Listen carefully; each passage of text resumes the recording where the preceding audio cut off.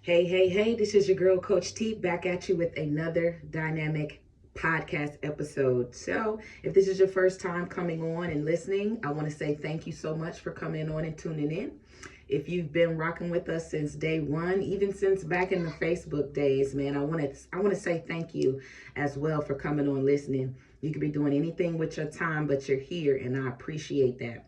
So, in case you don't know, I am a motivational speaker, a life coach, and an author. Okay, so I wrote the book called Fed Up, Changed Up, Now What, alongside my husband. And the first half is about my dating experiences. So we are almost at the part where we talk about marriage, the good part, because I tell y'all, honey, when people say they want to be just like us, having all these kids together and, being faithful, being together for so long, I tell them, no, you want to be better than us. There's a lot of things that you have to do in order for your marriage to work. So we're going to be getting into that. But right now, the chapter that we are in is called Jamaican Rapists. And before I get into that, this is Sexual Assault Awareness Month.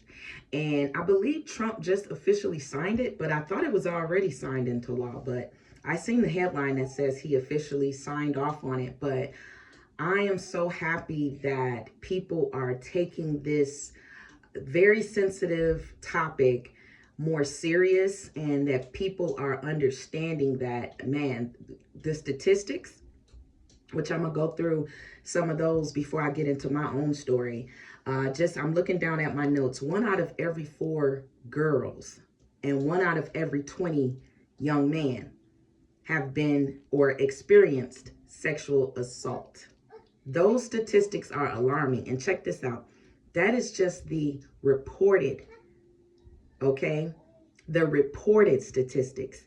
You know how many people don't go and tell their story because they're either afraid to tell their story. Maybe they're afraid of shame. Maybe they're afraid and feel guilty. Maybe they have another reason to be afraid, which is that they were told, if you say something, I'll do this to you, I'll do this and that to your family. So there's a lot of reasons as to why, but I'm gonna tell you, some people don't end up saying anything because of the ignorant questions and comments that people have. And like, you shouldn't have wore that, or what were you thinking going to that party with all of those guys, or what were you thinking hanging around that girl, because it happens to men too, right? So there's a lot of different reasons, but that's one set of statistics. 90% of the time it's someone that the child or families know and trust. I can vouch for that, because when I was in foster care, it was, I want to say it was always, if I can think about it, it was always somebody that my family knew. Okay. And there was even some people in my family. That's why y'all got to watch y'all kids with all this, wanting to play house with the cousins and all this and that, and mixing the older cousins with the younger cousins. You got to see where people's minds is at. And I don't care how old they are.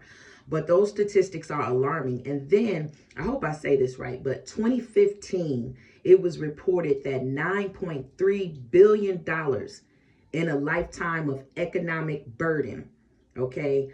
And what that money goes to, from my understanding, is things like the justice system. What it costs to prosecute somebody, what it costs to take someone. Like, I know when I was assaulted, I had a DA, there was a rape kit done. All these things cost money. And so that's for that to be in the billions of dollars because of sexual assault. That tells you the problem that we have. So let me just go through my story. This kind of started when I was actually before I hit foster care. It happened once when I was in Head Start, and then it happened several times in elementary, and it started to kind of wear off, but most of the assaults that happened to me were in elementary. So I had already created this kind of fear. Like, it was certain things I would do. Like, when I would go to bed at night, I would put like a stick under my doorknob, or put something to fall, like a booby trap, in case somebody tried to come in there late at night, because there was always somebody lurking at night, or like if my people were at work or something like that. So I was afraid, and I grew up being ashamed of my body, how my body looked. And this was before I had any stretch marks from children or any types of blemishes or anything. But it's something about an assault that makes you feel dirty. It makes you feel like weird, just oddball, different. Like for some of us, we don't appreciate our bodies the same after it's been violated. Because think about it, something that was so precious was treated like trash, was violated. And so it just, I don't know what it is about the mentality. Maybe some doctors on, can kind of go into that, all the scientific terms or whatnot. But I didn't even realize I had a problem. Like, I know when I first got with my husband, Coach G, like when we were engaged, he noticed that I would rock myself to sleep. Like in the bed, I would just, rock. And I didn't know that was a form of comfort, you know. Just to kind of pacify the things that would happen when I would normally go to sleep. So I get 18, I get out of foster care, and I'm thinking, oh, that's it. I'm grown now. I'm going to watch myself more. I'm going to get married soon. None of this is going to happen. Well, I was sheltered in foster care, very sheltered. So once I turned 18, I was ready to explore the world, okay? The dating experiences, everything. I was ready to explore, okay? So I started off dating some of the wrong guys, which I mentioned in the book, from strippers to B-list celebrity to drug thug, it's just all the wrong guys. But this particular guy in this chapter, the Jamaican rapist, he kind of got me by his accent. I was attracted to his accent, and the way we met was pretty fun. It was downtown during a car show. And we were at a red light, and we just started kind of like, my girls was kind of like, flirting with him and his guy in the car. And then we exchanged numbers and, whoop-de-woo like that. So we start talking, we start dating. Now, the older women were telling me things like, if a man takes you around his family, that means that he wants to marry you. That's a good sign, because men don't take trash, somebody that they just want to have sex with and throw away. They don't take those types around their family members. So my boyfriend one day, he goes, I want to take you to meet my cousin. So I'm like, oh, shoot. Okay. This is right up my alley, because I want to have children. I want to give my kids what I didn't have. And by me being in foster care, I want to give them all the good stuff, right? So we meet his cousin downtown Atlanta, and his cousin's like, you're so pretty. Do you have any friends or sisters, So I'm like, I got a friend. So he's like, cool, let's do a little party at my boyfriend's house. So we set up a party, and I decided to bring a coworker with me. I had given her rides, home. She was a single mom staying with her mother, and the grandparent, was helping her out, and I would try to help her out.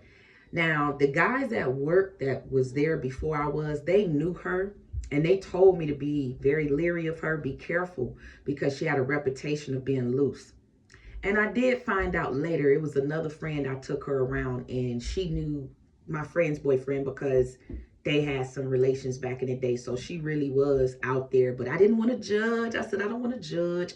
And let me stick a pin right there and tell you, if you don't want to judge, that's your business. However, make sure that you're not being ignorant to the fact that you can put yourself in danger.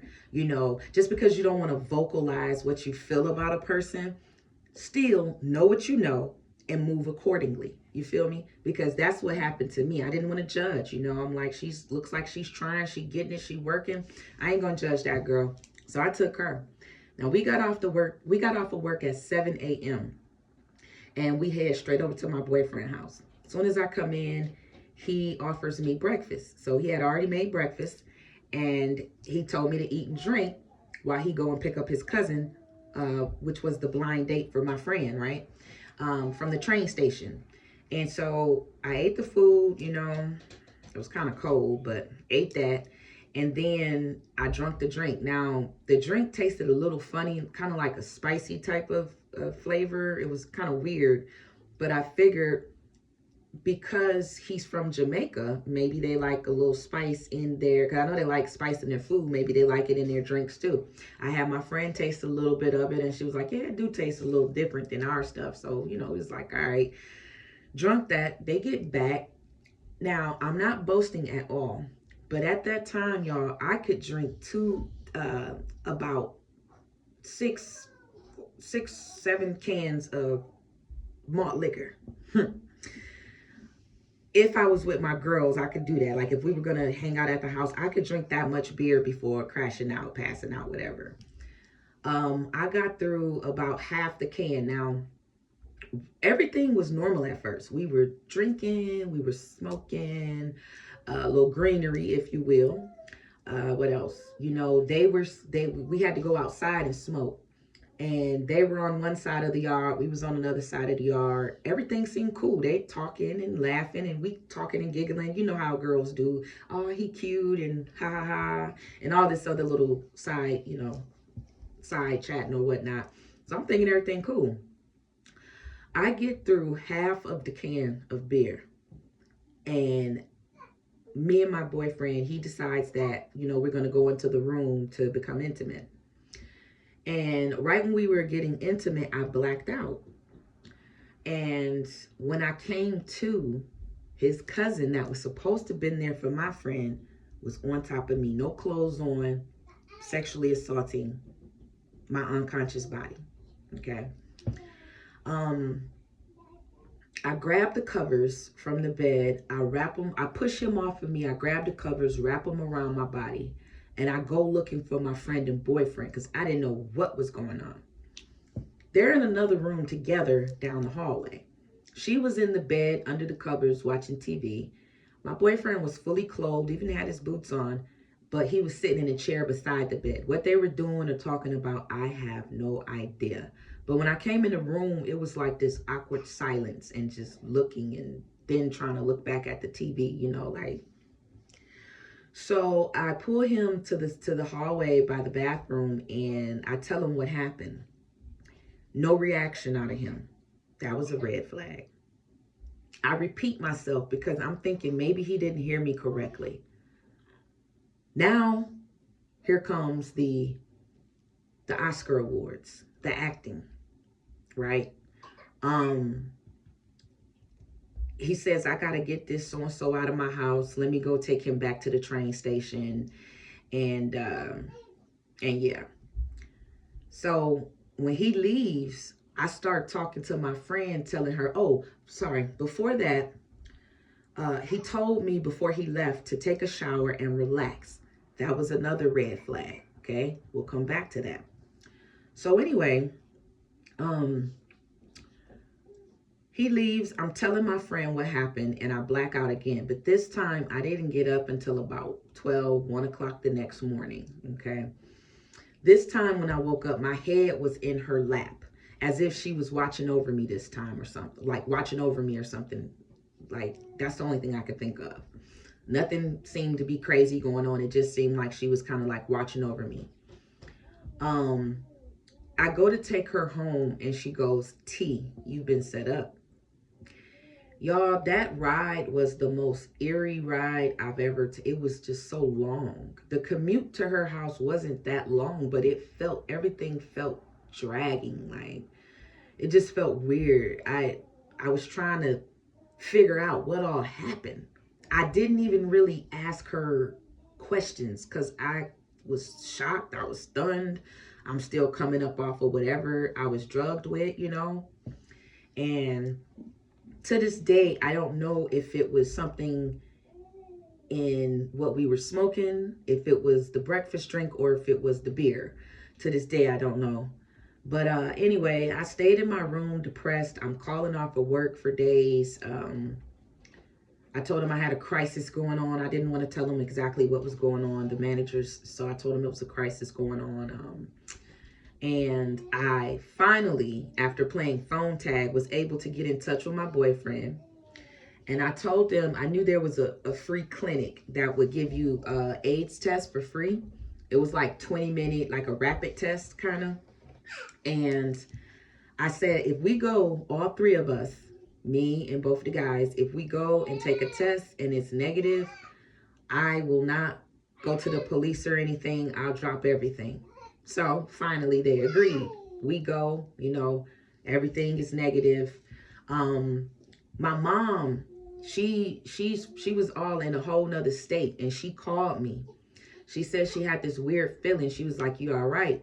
So I finally told her what was going on, and I told her about the whole AIDS test situation, and she said, "Hell no, you need to go get the police involved, and you need to get a rape kit done." And I had no idea that that's what I needed to do. And so I took her advice. A detective, he was the best. He came to my house. He picked me up, escorted me down to the precinct for questioning and down to Grady Memorial Hospital for the rape kit. Okay. Now, during the questioning, he kept asking me, he said, sorry, that's my baby. He kept saying, was anybody else there that could vouch? Okay. And I kept saying, my friend was there. My friend was there. And the last time I said my friend was there, he was like, that is not your friend. That's how I found out that she was in on the setup. Okay. All three of them were in on it. Whew, that's just crazy. Sometimes, like, I've told this story a million times, but every time I kind of put myself back in the room I was in at that current time and go through it, because it doesn't matter how many times I tell it, it doesn't get old. That's something that you don't forget, and my whole purpose of telling this is to help somebody, so coming to find out, when my boyfriend was telling me to take a shower, he was telling me to wash the DNA off my body. I'm glad that my mom told me to get the rape kit, because from that kit, I found out that I had contracted HPV, the human papilloma virus. And they didn't really tell me much about it at the time. It didn't seem like it was much literature on it as it is now. No vaccines, no nothing, right, that I was told about. But they told me that I would either develop cervical cancer or warts from it, like genital warts or something like that. So mine was turning into cervical cancer. So already I'm thinking, like, there go my dreams of wanting to have children and do them better than I was treated. There go my dreams of wanting to get married, because what man is going to want a woman who caught something from another man, for one? For two, what man is going to want to marry a death sentence? I could literally die from cancer. They said it was rapidly turning into cancer. Every 3 months, I had to go get colposcopies and biopsies, where they, if you don't know what a biopsy is, it's when they clip skin. They go inside of you. First of all, it's this, I hate to be graphic, but it's this long pole, seemed like a pole, and it's got like a blade at the end. And they're scraping cells, and then they're clipping skin, and they're seeing, and then they put like some type of solution on you to see if your tissue turns colors or something like that. Like, it was crazy. And they said, yeah, it's turning quickly. So they had to monitor me every 3 months or whatnot. But as I was going to one of the visits and receiving some of the news from the doctor, a different friend, male friend, came with me for moral support. And he proposed to me. And I was just like, what? Did you just hear what the doctor said? He didn't care. He proposed to me. And God is good, because, the doctors still to this day cannot pinpoint how I was able to be healed from that, how everything was able to reverse itself the way it did. It literally went from you got this to you've got nothing, And I know who did it. I'm a believer in God. So I know that God did this. It's a complete miracle from what they were telling me the first few times. This was a process that I had to go through over, it felt like forever. Okay. But he married me. Obviously, nothing is wrong with my cervix, because, I was able to get pregnant 10 times. And it's going on 20 years and counting for me and my husband. And I do believe, getting with somebody can really help you. Somebody that doesn't make you feel like a victim, but like a victor, somebody that doesn't treat you like you're in the hospital, but like you're an overcomer and just gives you joy and is your number one cheerleader. Like I was still pursuing my singing career at the time, backgrounding, and so he was rooting for me with that, being supportive when I would travel. Just we would party. We would have so many parties. Like it was so much life brought to me. I really think that helped my mental space out a lot, you know.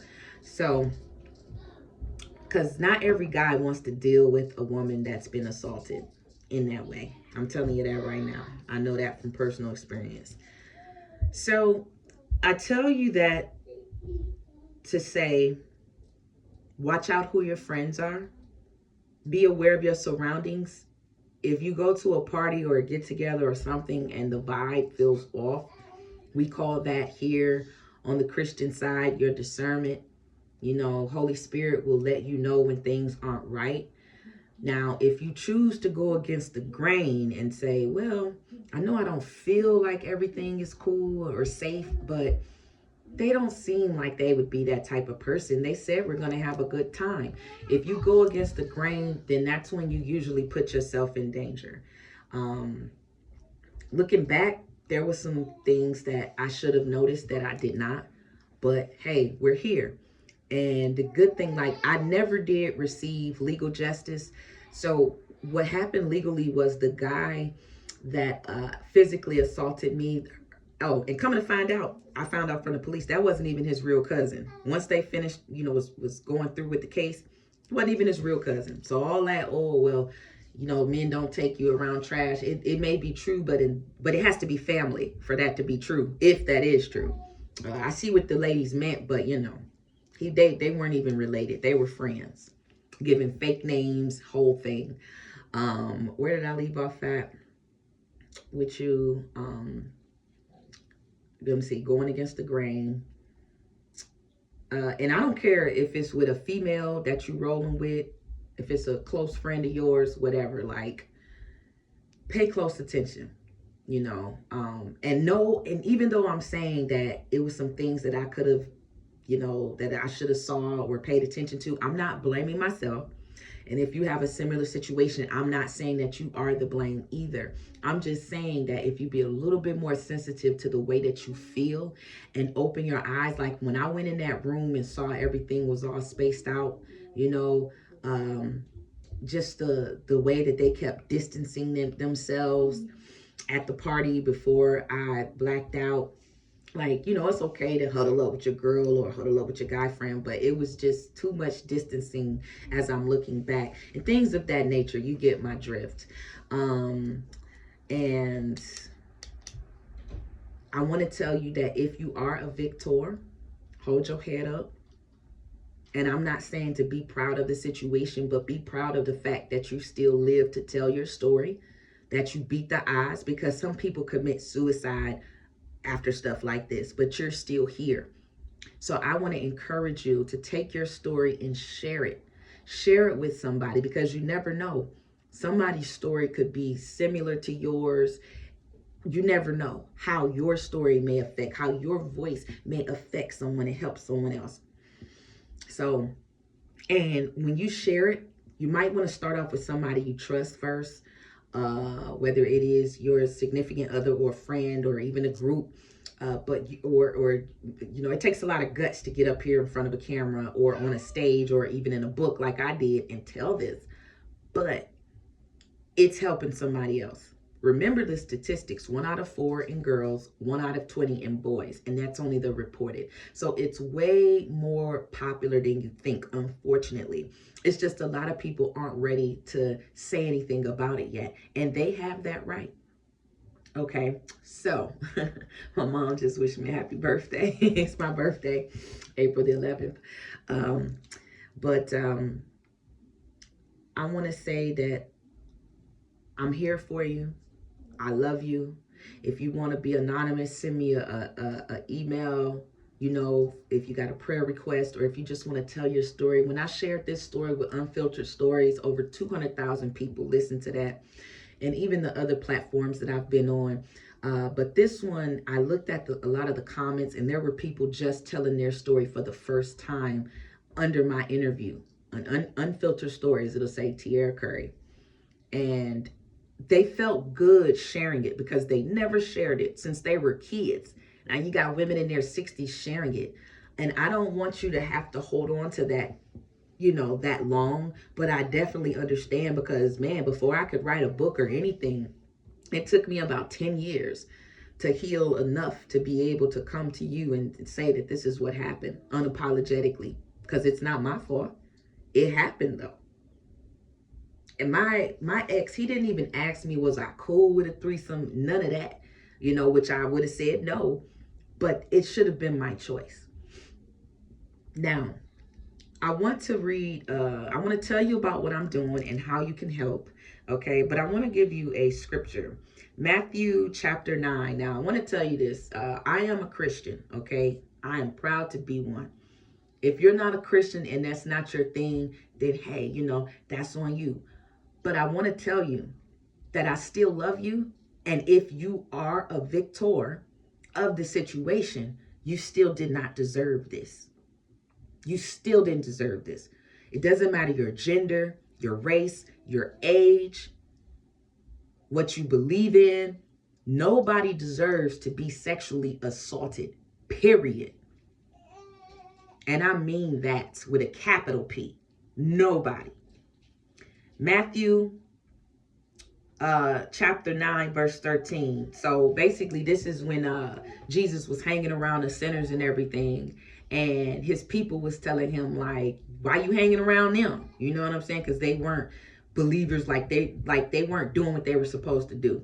All right, according to God, according to the perfection in their eyes. So Jesus said, they that be whole need not a physician, but they that are sick. But go ye and learn what that meaneth. I will have mercy and not sacrifice. For I am not come to call the righteous, but sinners to repentance. That scripture is a lot to unpack. But one thing it spoke to me is that it doesn't matter what we are, like who we are, what we believe in. Jesus was able to forgive enough to want to help. Okay, I put this story out there. You do what you want to do. For me, if it wasn't for God, I don't think I know that I wouldn't be as strong as I am now. Some people go to drugs. Some people go to alcohol. Some people go to prostitution. Unfortunately, some people go to suicide. Okay, my go-to eventually, now I did stray off a little bit, y'all. I did go into heavy drinking, heavy partying, more fornication. I did, but when I understood what was going on, that even after I get down to the bottom of the bottle, even after I've drunk and drunk and drunk and drunk, it was something that was still missing.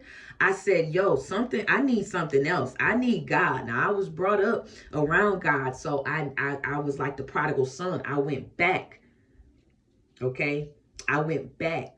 So that scripture says a lot. Jesus was basically saying, hey, if a person is healed, they wouldn't need a physician. It says, they that be whole need not a physician, but they that are sick. So if they're sinners, so what? They still need help. So what if they're different? They talk different, walk different, act different. An assault is an assault. And I also wanted to say about the forgiveness, to also forgive yourself, which I'm going to talk about on another clip, but forgive yourself.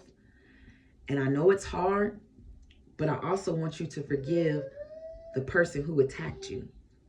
Because what happens is when you hold it inside, you keep weighing yourself down. And I want to say, don't allow that person to take any more of your joy, to steal any more of your peace. They already took enough. All right. And then down at the bottom in Matthew verse 37, 38, 37 says that the harvest is truly plenteous, but the laborers are few. This is why we got to get together, because there's a lot of problems out there. And there's a lot of people dealing with this, from corporate people to not corporate people, all the stuff, right? It doesn't matter.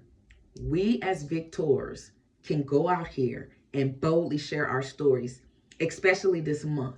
Man, if you need a push, you need a sign, this is your sign. Tell your story, because the harvest is plenty. The labors are few. And that shows even in the statistics when you go to the CDC. Okay. So I wanted to share that with you. And like I said, I did not receive legal justice, but the way that I get justice is every time someone listens to my podcast, every time someone buys a book and reads about it, every time somebody takes one of the preventative care pieces of advice that me or my husband have given. We've been on the Wisdom platform, Facebook, Instagram, YouTube, like even LinkedIn at one point. Like, that's how I get justice. Every time an assault is prevented and someone is presented with the knowledge on how to stay safe. So this is good for me. This is like medicine to me. Now, what can you do? Yes, share your stories. Okay. If you don't have a story, because this has not happened to everybody, thank God. But that's my baby again, y'all. But what I want y'all to do is find a movement that you feel is credible. It could be my movement. It could be another movement, okay? You can check hashtags for sexual assault awareness, RAIN. They do a lot of clips around this time. But even myself, we have a GoFundMe, okay? Help us to reach our goal at mentoring our first 100 students, okay? We are educating the students and the parents on how to stay safe. Since, just like the statistics said, and just like it happened to me, a lot of times it is a person that the family or the child or the person knows and trusts that violates. So we are educating both the students and their parents. We're bringing forth healing in our course. We're bringing forth moments for the parents to be transparent with their kids about what happened to them. We're talking about false accusations. We're talking about how to create systems so that people can stay safe. Like, that's what we're doing. Okay. If you want to sponsor a student, it is $99 per student. Okay. But if you just want to send a donation of any kind, please do so on the GoFundMe link, or you can check out our website directly, and you will see also there that there's a spot if you just want to, if you just want to sponsor, if you want to give that way. Not everybody prefers GoFundMe. Not everybody prefers PayPal. So there's different options. But if you do this, we'll stay in touch with you. We'll let you know how the movement is going. And you are helping this cause. And even though I've told this story a lot, the work is not done, because there's somebody suffering right now, this very moment. We've been on for about 30 something minutes. There's a few people that has suffered from assault since we've been talking. So I will not shut up about this story. My story matters. Your story matters too. And I want y'all to get a part of this. And if you think that this has nothing to do with you because you've never been assaulted, you've got daughters, you've got sons, you've got nieces, nephews, you've got aunties, you got a mama, you got coworkers, you got friends. And the statistics touch all of them. Somebody that you know has been assaulted. And you can probably even share this information with them. If you want to take the course, you can share what you learned with them. Even from the video, share some stuff. Open up about it. Normalize the conversation to talk about traumatic events, but not if you got to have some healing with it, though. You got to have some type of solution. Can't just dump and be doom and gloom. But if you are the person that's dealing with the stuff and you don't, it is doom and gloom right now because you can't see a way out, tell it anyway. And there's going to be a person. You got to tell it with the person that is right, with the person that you feel led to speak to. There's going to be some light coming your way, and you're going to get through this. So it is not until you are truly fed up that you will change up. But after you've changed up, then what? I'll see you next time with more inspiration. Y'all make sure y'all find a movement. Show your love. Support, support, support. Help us reach 100 students this month.